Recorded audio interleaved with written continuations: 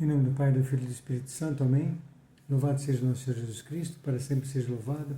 Com nossa Mãe Maria Santíssima e nosso Pai São José. Sejam todos bem-vindos ao canal Caterro. Eu sou Ayrton Vieira e sem mais delongas, vamos então dar seguimento e conclusão ao nosso vídeo de ontem sobre a resposta do Padre Jorge Maniafaré ao Bispo Monsenhor Athanasius Schneider. Isto. Muito bem. Havíamos parado no vídeo anterior em uma pergunta do Padre Jorge, e que diz o seguinte: deixamos agora a teoria e passemos ao caso prático em questão. Existe uma verdadeira adesão universal ao Papa Francisco? Já a gente pode acrescentar, já existiu algum dia? Bom, primeiramente, é preciso um rápido esclarecimento de que, mesmo na normativa da Igreja, não existe qualquer indicativo de mensuração do que seja uma adesão pacífica e universal da Igreja. Ou seja, não existem meios de auferir concretamente, em termos numéricos, estatísticos, quando ou não se dá uma adesão pacífica da Igreja. Isso é sentido, né, quase que como de uma forma natural e imperceptível quando ocorre, e que vai se confirmando com os próprios atos do futuro Papa, inclusive, ainda que a sua pessoa em si, em determinado momento, não seja a mais qualificada, a mais piedosa, a mais santa, a mais douta, Deus, como que assinando embaixo, passa a dotar aquela pessoa de características que nenhuma outra no mundo possui. Porque, ademais dos sacramentos, no caso da ordem e do episcopado, que está dentro do sacramento ou seja, em outras palavras, além dos 3 níveis do sacramento da ordem, que essa pessoa já possui, ainda possuirá capacidades especiais dadas por Deus para exercer aquilo que não é um outro ministério, ou melhor, não é um outro sacramento, não é, ou sequer é um mesmo, se trata de um 4º nível do sacramento da ordem, mas é um ministério, é uma faculdade, um munus, portanto, uma investidura que Deus faz àquela pessoa para exercer um ministério específico, que é o ministério de vigário de Cristo, portanto, representante da segunda pessoa da Santíssima Trindade na Terra, para desenvolver determinadas, então, funções. Bom, dito isto, seguimos com o texto. Sua Excelência, Monsenhor Schneider, reconhece frequentemente e com grande dor os erros doutrinários do Papa Francisco, mas, ao mesmo tempo, quer salvar o seu papado a todo custo.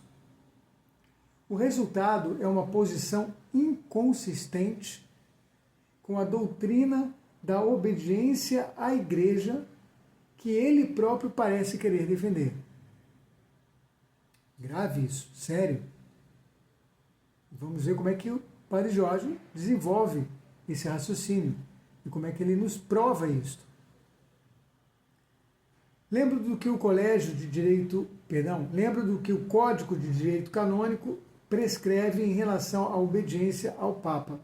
E aqui muita atenção logo de cara, em especial as pessoas que publicamente vêm questionando a pessoa que consideram como Papa legítimo.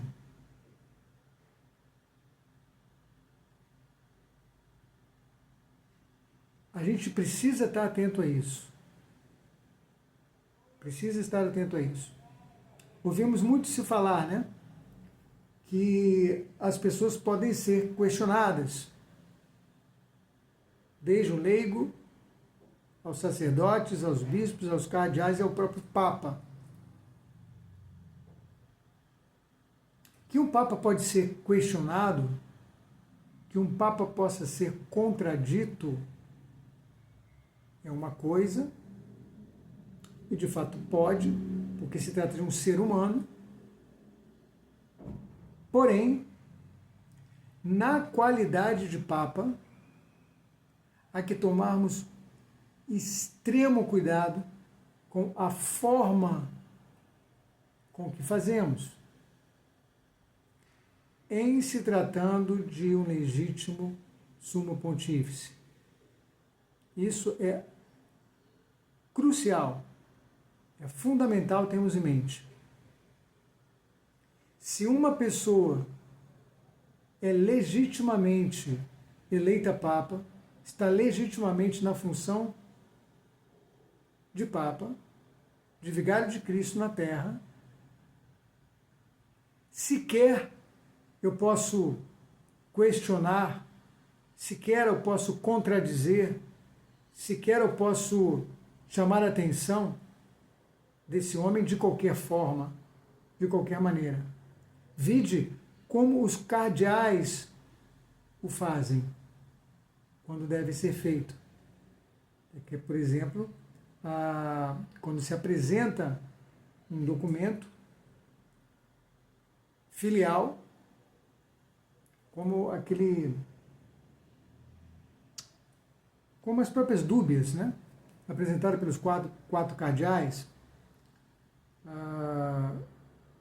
Meissner, se não me engano, Caffarra, Burke e Ben Miller, dois dos quais, os primeiros, já falecidos.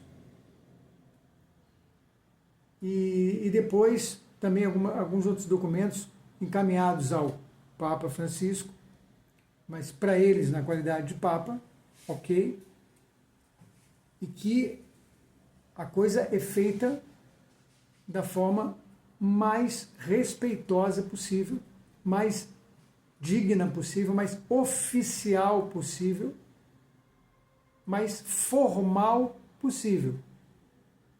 Então, a uma pessoa que é investida, válida, legitimamente na função de Papa, sequer qualquer pessoa e de qualquer forma pode vir a público dizer eu discordo,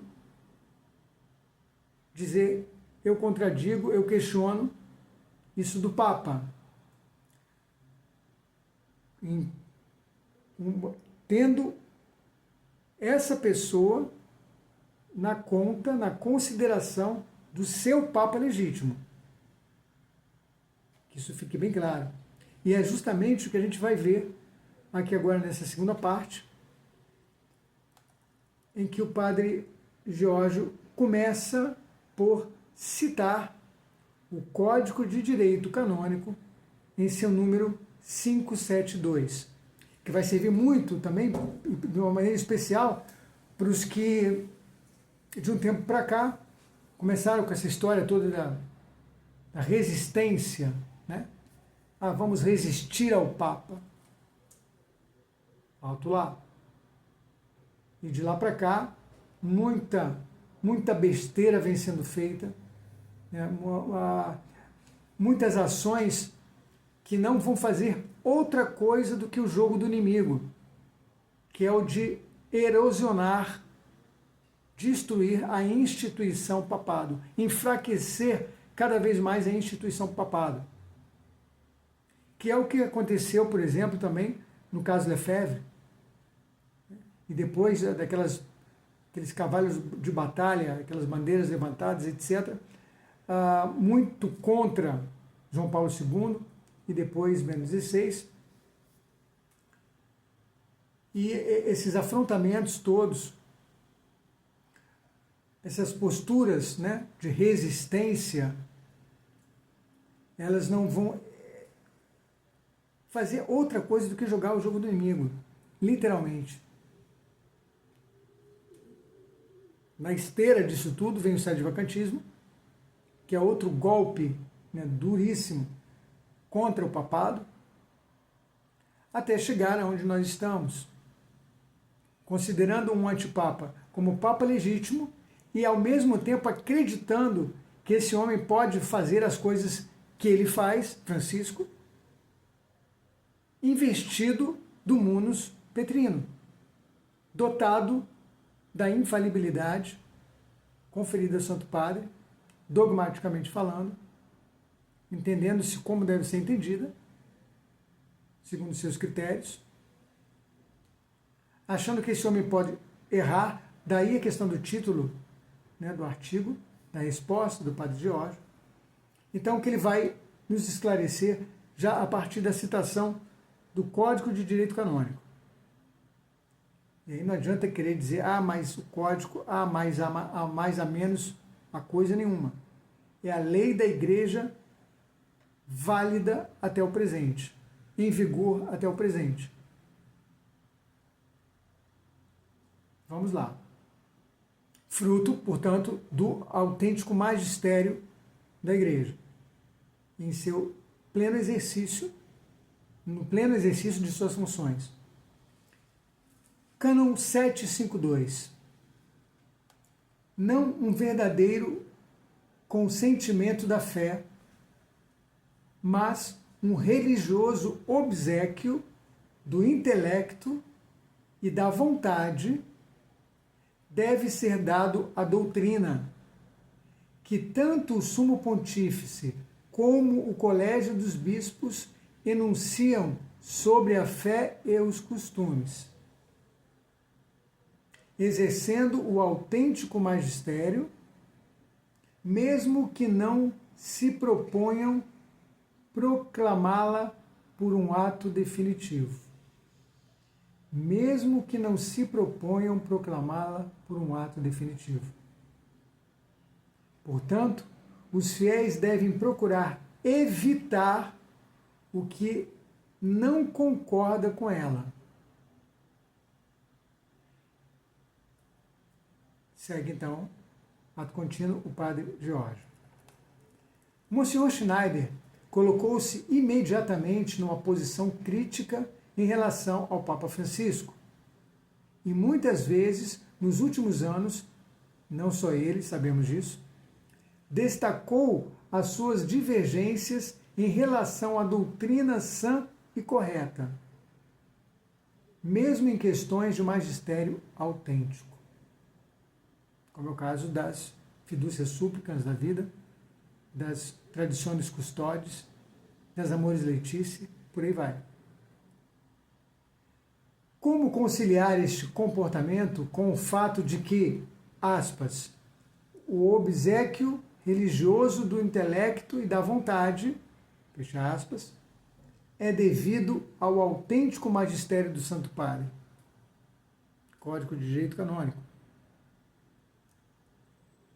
Leiamos o que escreve o cardeal Bilot sobre as razões da doutrina da APU, Adesão Pacífica Universal. Cita o cardeal Bilot. É certo que se a Igreja aderisse a um falso pontífice, seria como se aderisse a uma falsa regra de fé. Olha só que interessante.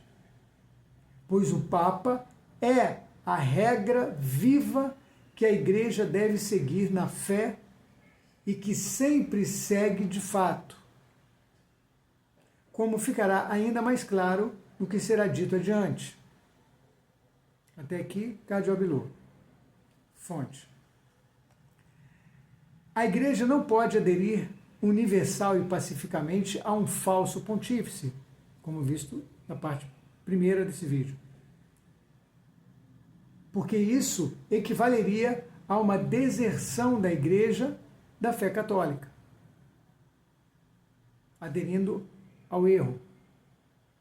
Ou seja, a um fracasso do dogma da indefectibilidade da Igreja. Aderir a um homem como Papa é inseparável de aderir a ele como regra de fé. Portanto, quando a Igreja se submete a um homem como regra viva da fé, esse homem deve ser necessariamente o Papa.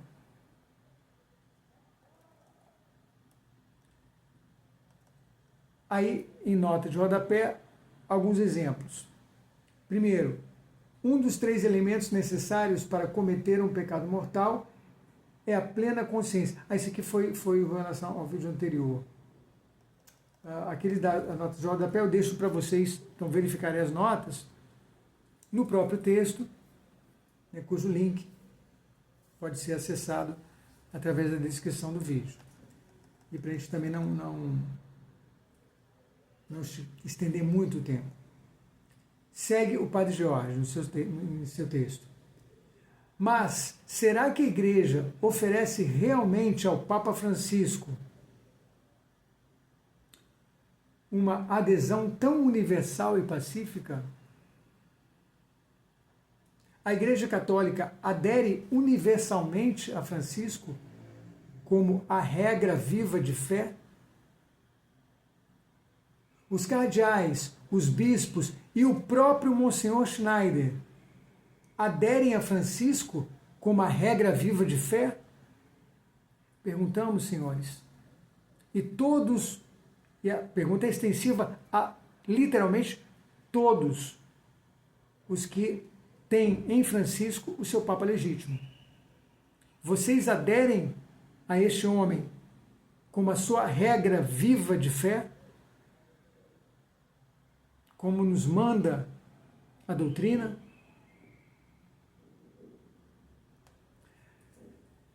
Segue o Padre Jorge. Aqui eu transcrevo a excelente abordagem de Matthew McCusker em seus artigos para Live Site News sobre a regra de fé próxima e a regra de fé remota. Muita atenção nesses conceitos, que se não ficarem claros, peço, vão ao texto escrito e procurem entender perfeitamente esses conceitos. A regra de fé próxima é representada pelo magistério da Igreja, ou seja, o ensinamento oficial da Igreja Católica. Regra de fé, que se expressa através do Papa e dos bispos a ele unidos. A regra remota é constituída pela Sagrada Escritura e pela tradição apostólica, que são as nossas únicas 2 fontes da revelação. Há quem coloque nesse bojo o magistério. Não, o magistério não é fonte de revelação. Ele é um instrumento dado por Deus para a reta interpretação dessas 2 fontes, das Sagradas Escrituras e da Sagrada Tradição. A Igreja Católica, pela sua fé nas promessas de Jesus Cristo, acredita que o magistério, regra próxima, ou seja, que está próximo a gente, né, nunca pode contradizer a Escritura e a tradição, que são as regras remotas, ou a regra remota. Mas a sua tarefa é interpretá-las fielmente e protegê-las de erros, como que eu acabei de dizer. Quando falamos de submissão ao Papa como a regra viva da fé, queremos dizer que consideramos a ele e aos bispos que ensinam em união com ele como regra próxima daquilo em que devemos acreditar. Ok? Até aí, joia? McCusker escreve no LifeSite News, aspas, mas hoje muitos católicos não se dirigem a Francisco desta forma. Clérigos e leigos.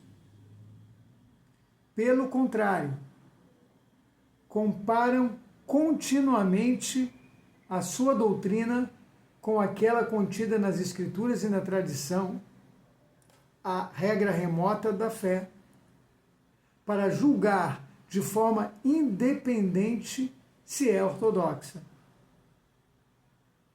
Gravíssimo.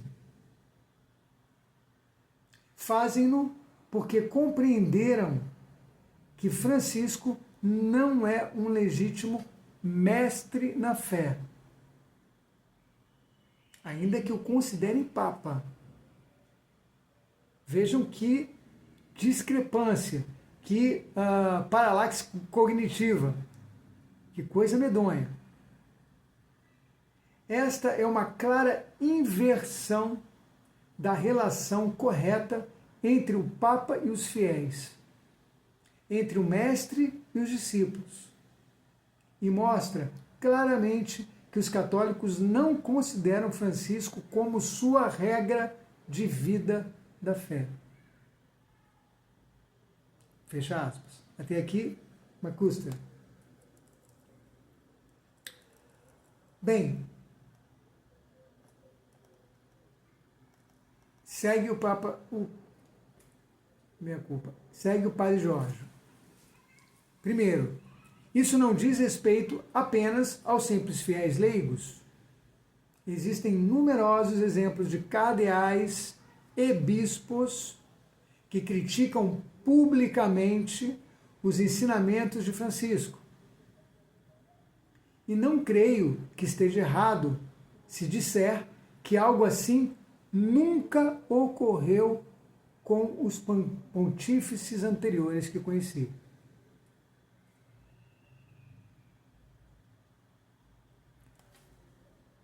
Criticavam Bento e até João Paulo II em determinadas questões.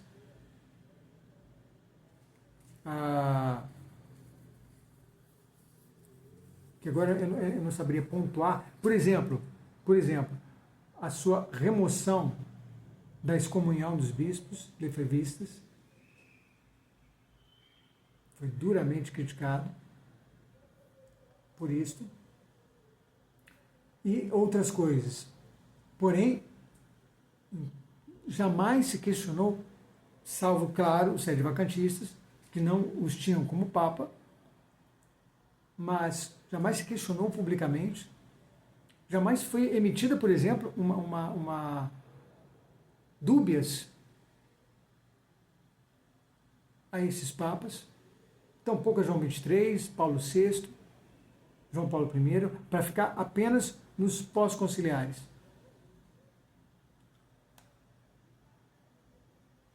É o que o Padre Jorge diz nesse primeiro ponto, né?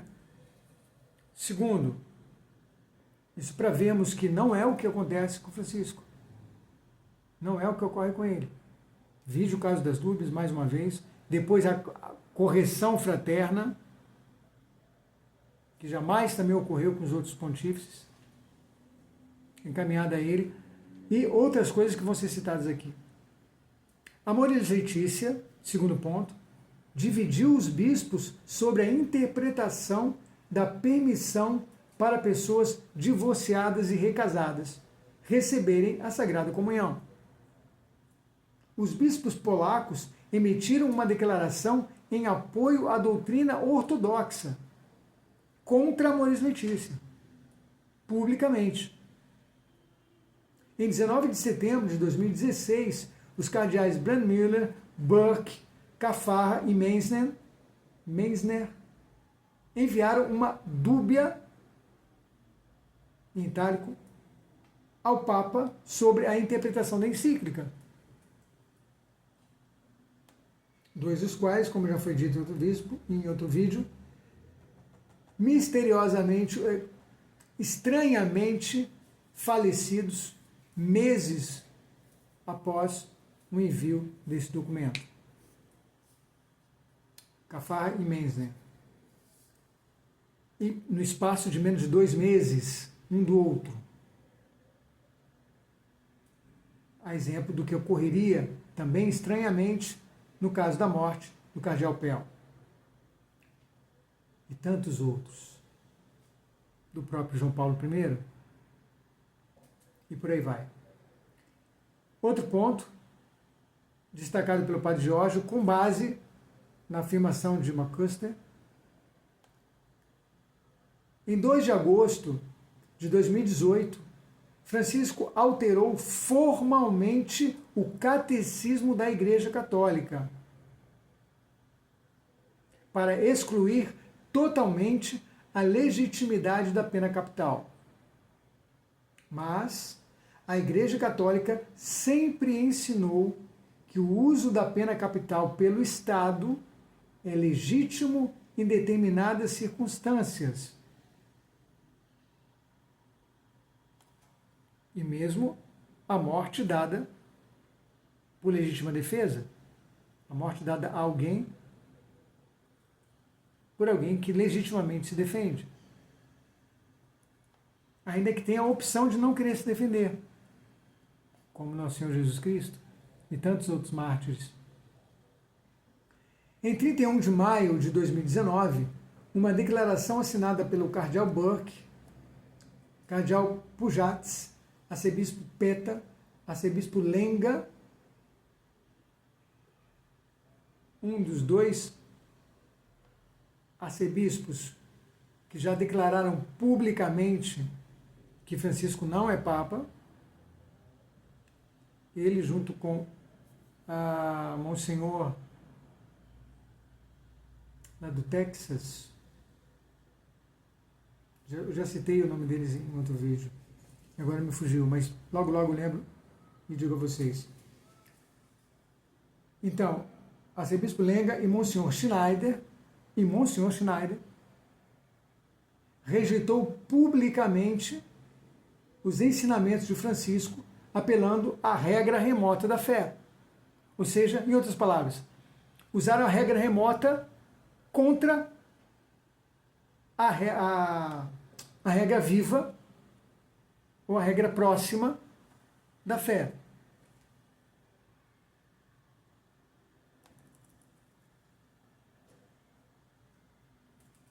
Em junho, outro exemplo, em junho de 2023, os cardeais Brandmeier, Burke, Sandoval e Inigues, correu um trava-língua agora, Sara e Zen apresentaram 5 perguntas ao Papa, solicitando esclarecimentos sobre algumas questões relacionadas com a interpretação da revelação divina, sobre a bênção das uniões do mesmo sexo, sobre a sinodalidade como uma dimensão constitutiva da Igreja, na ordenação sacerdotal das mulheres e no arrependimento como condição necessária para a absolvição sacramental. Outro exemplo. Após a publicação de Fiducia Supplicans, dezenas de conferências episcopais, não foram nem de bispos individuais, de conferências episcopais, declararam que não aplicarão o documento nos seus territórios. Documento supostamente magisterial.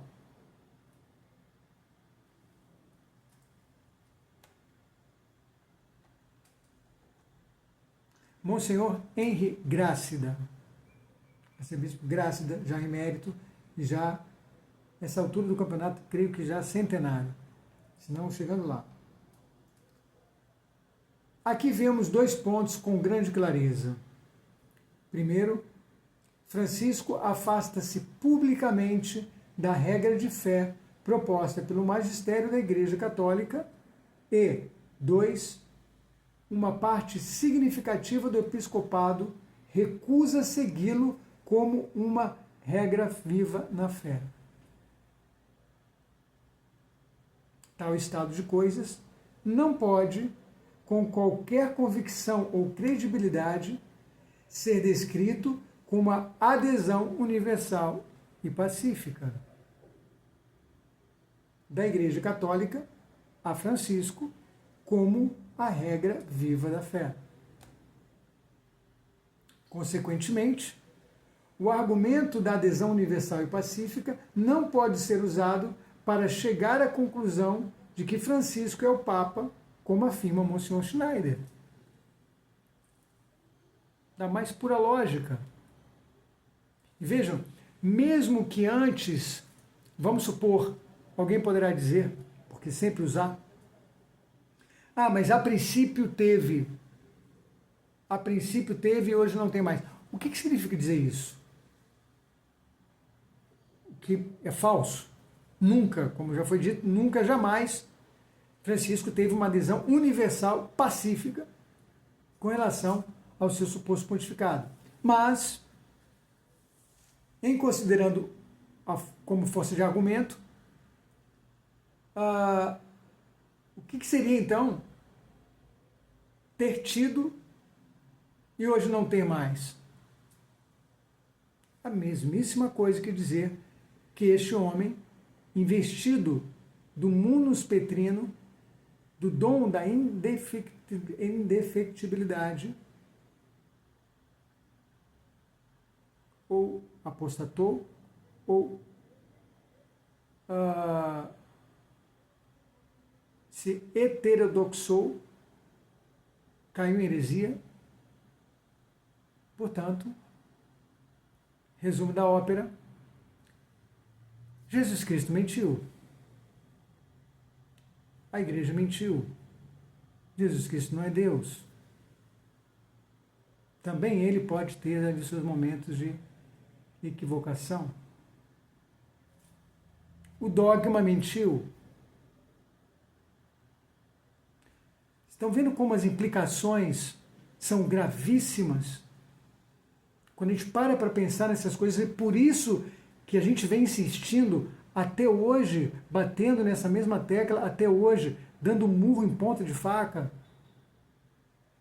Porque as implicações que tem nas nossas vidas concretas e na salvação das nossas almas, em aceitar Francisco como Papa, mas não como regra de fé, é algo extremamente grave, extremamente sério, para ser levado nas coxas, como até hoje,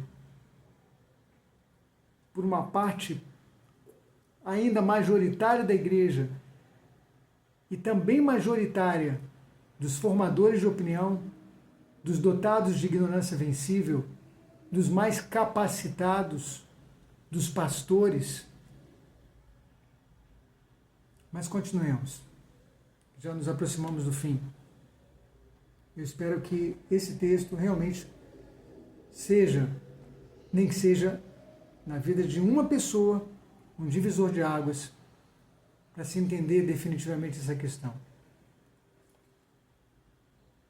Antes de chegar às conclusões de Sua Excelência, gostaria de citar mais duas breves citações do seu discurso. Na primeira citação, Monsignor Schneider assume por hipótese a veracidade da tese que defendo.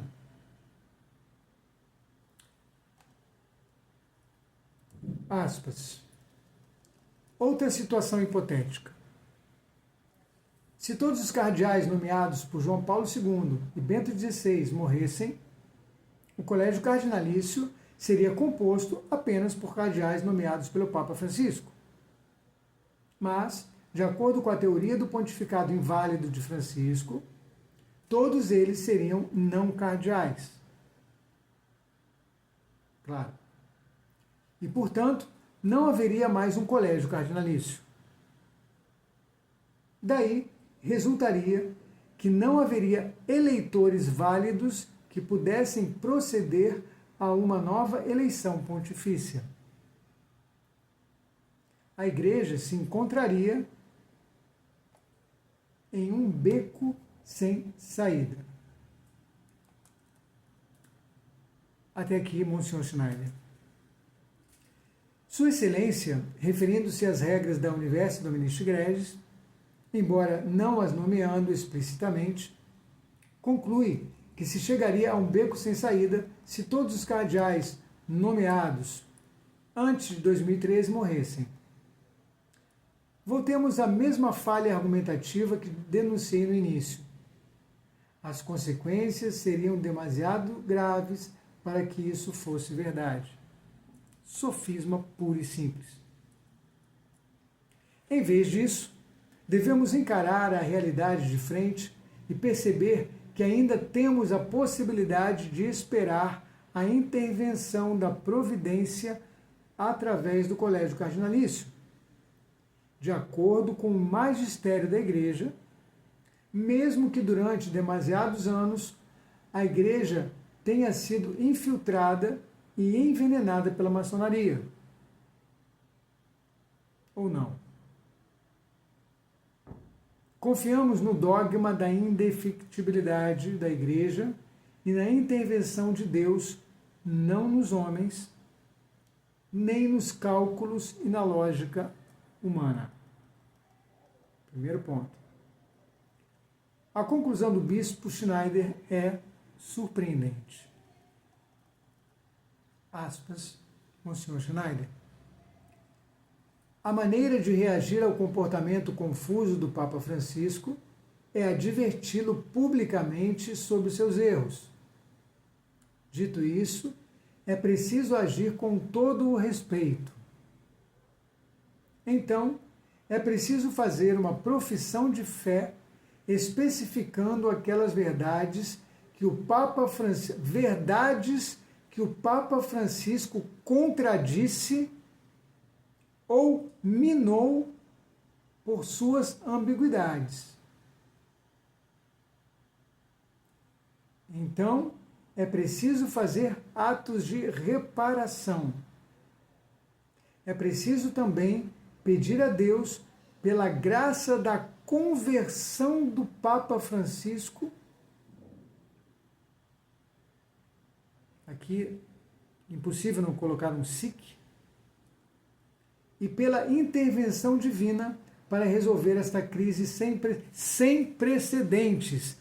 O mesmo bispo que quis, a princípio, se valer de exemplos históricos para querer provar a validade ou então a sanação em raiz da a princípio inválida eleição de Bergoglio, o mesmo fala aqui que esta crise não tem precedentes.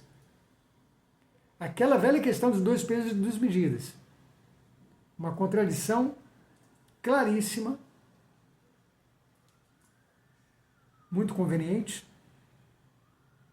mas evidente. Conveniente para ele, bispo Atanásio, e evidente para nós. E aí conclui Monsenhor Schneider. No entanto, o Papa Francisco é certamente o Papa válido.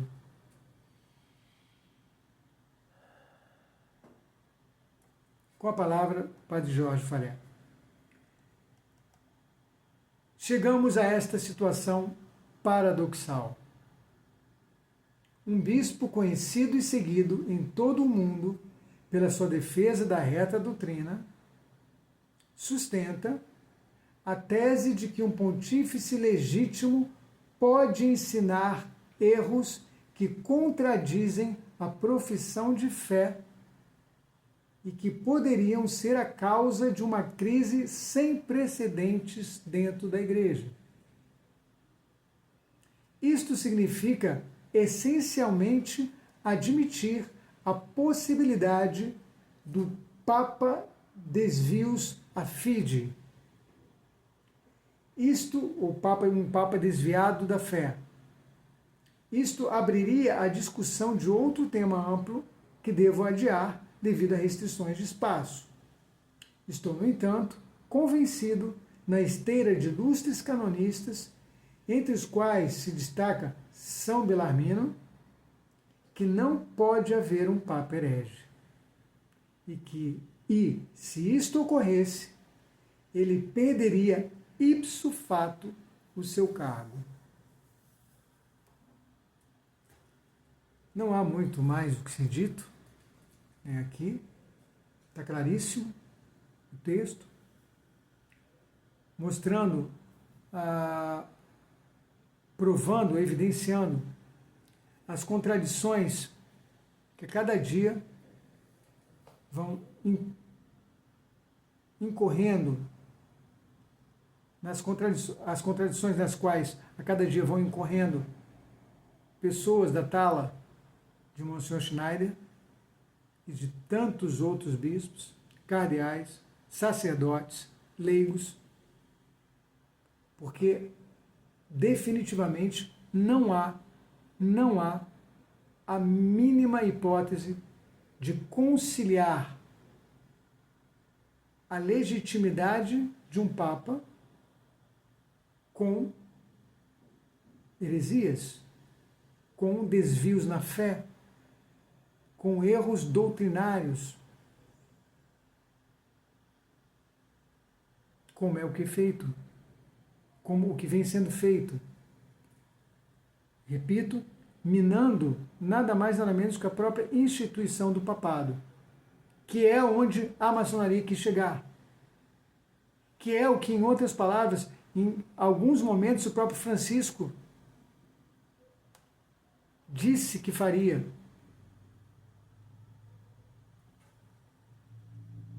Evidenciando, com mais estas comprovações, não se tratará ele de um Papa. Ou será por acaso também que decretou agora, por suposto invalidamente, ilegitimamente, mas decretou mudanças, modificações nos enterros dos próximos papas a partir dele, a partir do seu enterro, não permitindo que esses homens fossem sequer velados como até Bento XVI o foi. Porque a gente sabe que também nesses momentos, nessas horas, algumas verdades podem aparecer, ainda que em um defunto.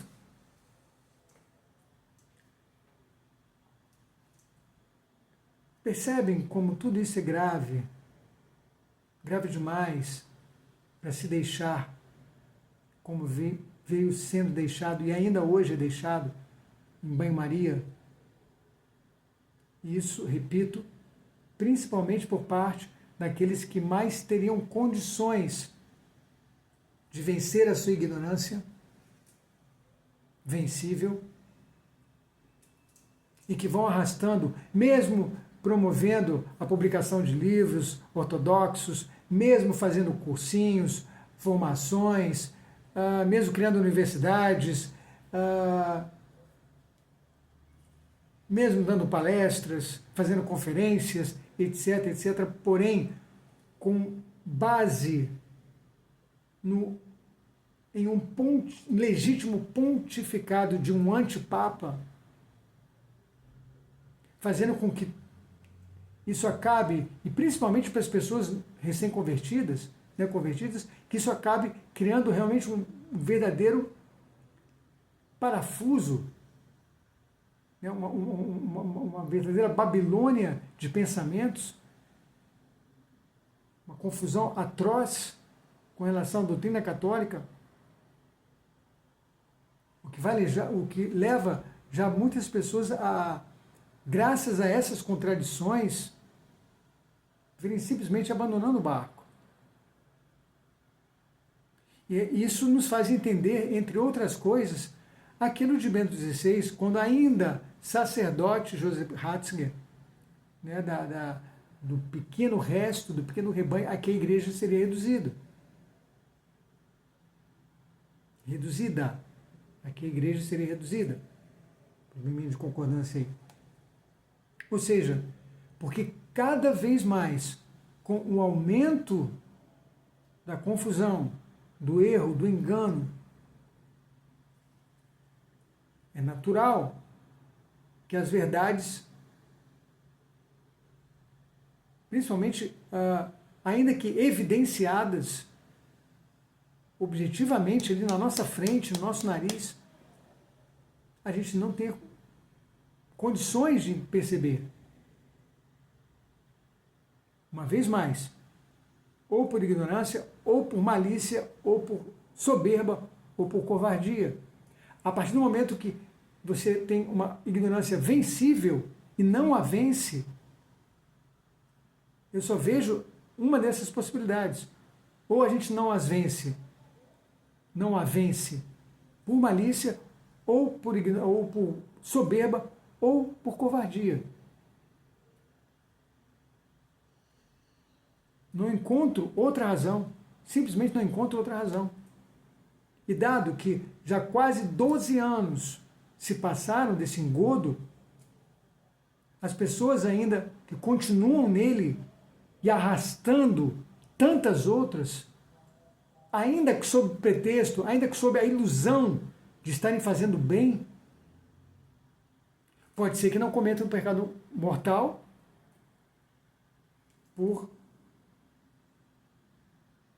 não deixam, contudo, de cometer um gravíssimo pecado e que vão ter que prestar contas dele.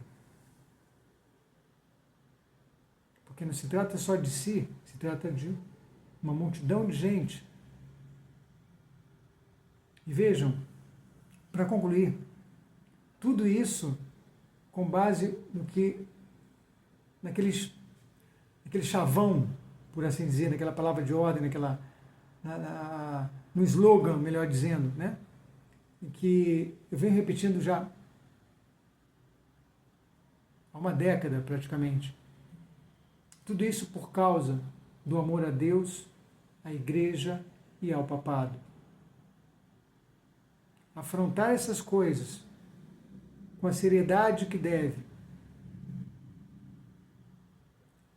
é a maior prova de demonstração, a maior demonstração de amor a Deus, à sua Igreja e ao pontificado. E aquela instituição criada como um dos pilares dessa mesma Igreja. Então, senhores, o que estão esperando? Louvado seja nosso Senhor Jesus Cristo, para sempre seja louvado, com nossa Mãe Maria Santíssima e nosso Pai São José. Obrigado por ter acompanhado esses 2 vídeos. Divulguem, especialmente divulguem.